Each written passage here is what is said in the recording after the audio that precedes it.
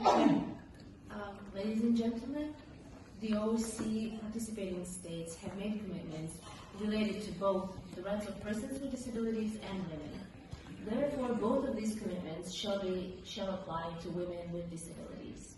However, according to the current reality, we are getting our share of resources and power at the last.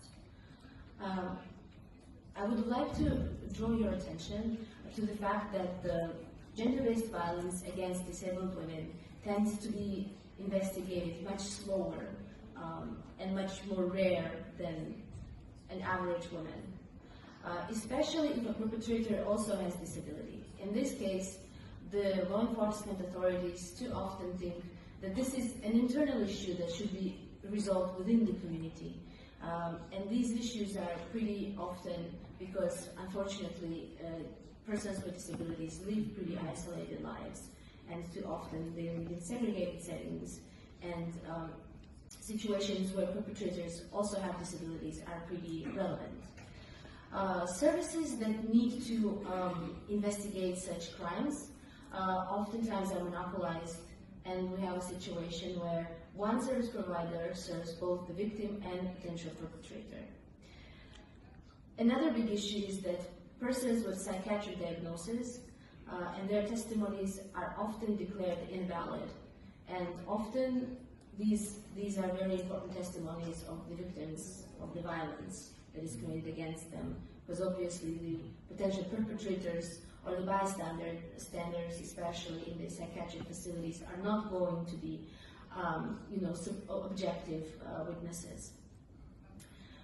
When the gender quotas were abolished in Georgia, this whole process caused so much insults against women politicians, and it was immediately followed by the passage of the law on transparency of the foreign influence, which again caused a lot of sexist comments and a lot of political violence against civic activists, women, and politician women.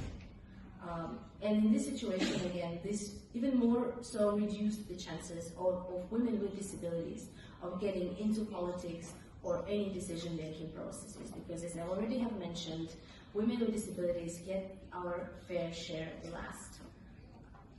I really hope that the Georgian authorities will adhere to OSCE ODIHR's opinion on the abolition of the gender quotas for the parliament and municipal councils, as well as to the Georgian Constitution's Article 11, which talks about both the obligation of the government to ensure substantive equality between men and women, and it also talks about creating specific conditions for persons with disabilities to be able to realize our rights on an equal footing with others.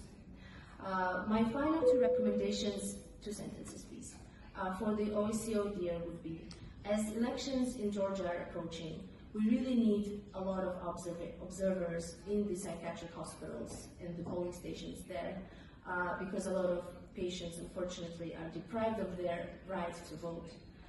And the final one, I would wish for the next Human Dimension conference to have a top and side event on disability inclusion, or especially psychosocial persons with psychosocial disabilities. I thank you.